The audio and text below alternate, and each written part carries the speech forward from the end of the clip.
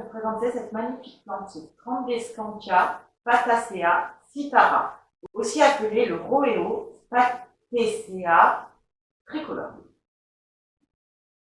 Très difficile à dire comme nom.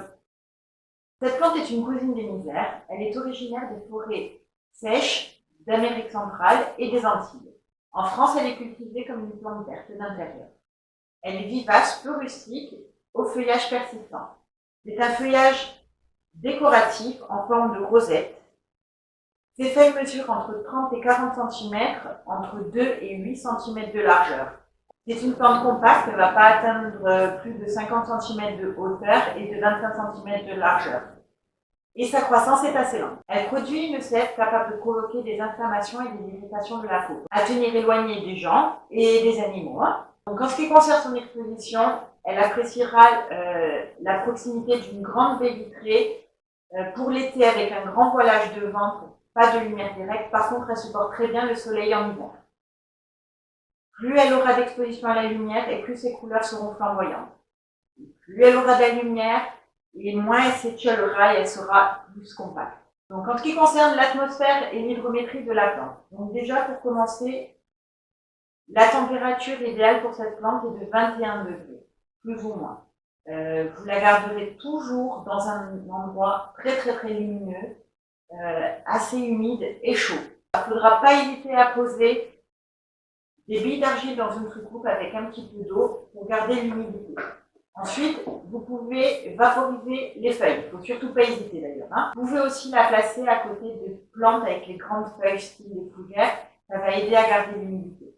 En ce qui concerne l'arrosage, donc vous allez arroser modérément à l'eau tiède et non calcaire lorsque la surface du substrat est sèche.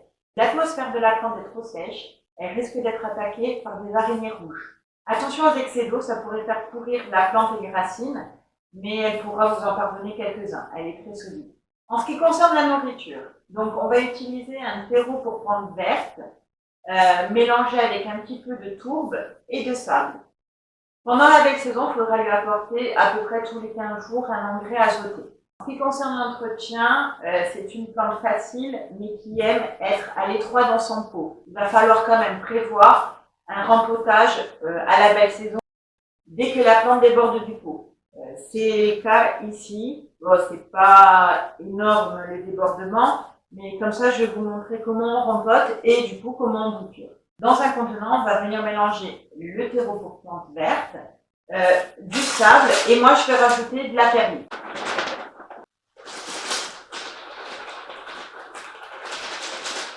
Ça va permettre de drainer et d'alléger le terreau.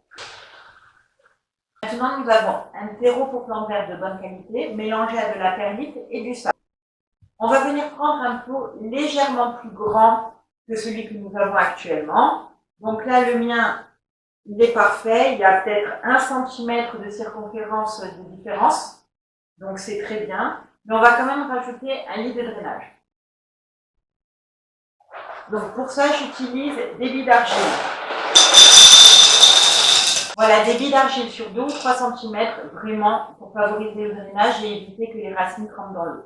Je viens rajouter un feutre de drainage pour séparer la terre et les billes d'argile. C'est juste pour éviter le mélange.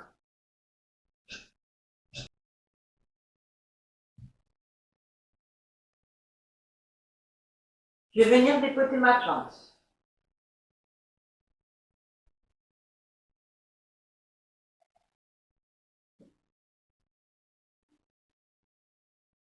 Donc là, je ne vais pas la tremper dans l'eau car le substrat est assez humide, donc c'est pas trop la peine.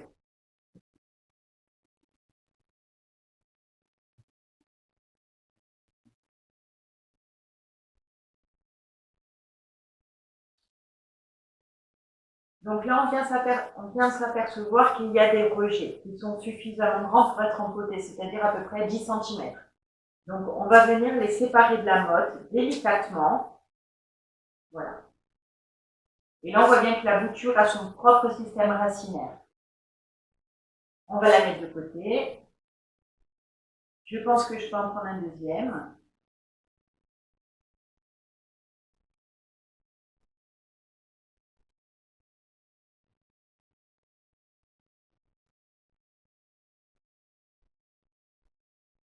Et maintenant, on vient rempoter la plante. Donc j'ai ajouté du terreau sous les racines. Maintenant, je vais ajouter autour. Je vais bien tasser, mais je ne vais pas enterrer le collet.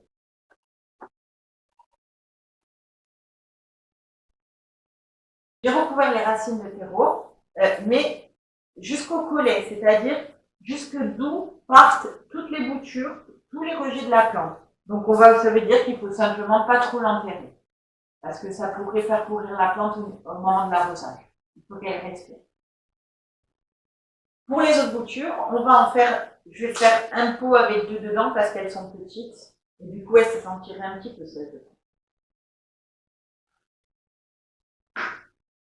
Donc vu que c'est un petit godet, on ne va pas mettre de billes d'argile au fond, c'est inutile. En plus, il est bien percé.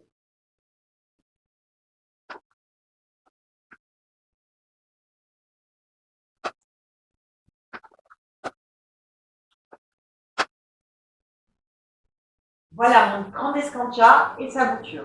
Après, au niveau de la bouture, vous pouvez aussi venir couper la tête de la rosette. Simplement, vous allez venir couper avec une lame propre et venir enlever les feuilles une fois qu'elles sont coupées. Vous pouvez tout aussi bien les faire tremper dans l'eau en attendant que les racines sortent, ou alors pareil dans un godet, comme ça. Donc avec le même terreau, donc terreau pour plantes vertes, du sable et de la perlite. Moi, c'est mon mélange favori pour ces plantes-là. Et je trouve qu'elles se portent à merveille. Tout l'hiver, elles passent les journées en plein soleil. Hein. Ces plantes peuvent être attaquées par les cochines farineuses aussi. Donc, faites bien gaffe. Et sinon, vous pouvez toujours les enlever avec un coton imbibé d'alcool. 90 ou à brûler, hein, ça marche très bien. Donc, elles peuvent se loger surtout aux interstices des feuilles. C'est à ce niveau-là que vous allez les trouver. Elles peuvent être utilisées en tant que couvre-sol des grandes plantes, vous savez, avec les gros pots, et ça amènera beaucoup de couleurs. Bon, par contre, toujours, il faut qu'elles aient le même besoin. Une fois le rempotage terminé, on va venir arroser les plantes copieusement avec de l'eau tiède et non calcaire.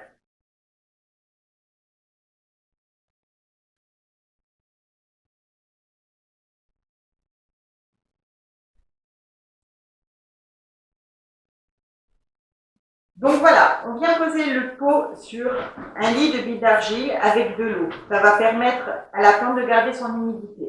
Étant donné que même si ça déborde un petit peu, c'est pas trop grave vu qu'au fond du pot, j'ai mis un lit de billes d'argile aussi. C'est vraiment pour pas que les racines trempent dans l'eau. Et pour terminer, on va venir vaporiser tout simplement avec un petit pipe, hein, je vais appeler ça comme ça, avec une eau à la température ambiante, c'est-à-dire que vous remplissez de temps en temps et vous le gardez près de vos plantes. Elles vont avoir la température idéale pour elles.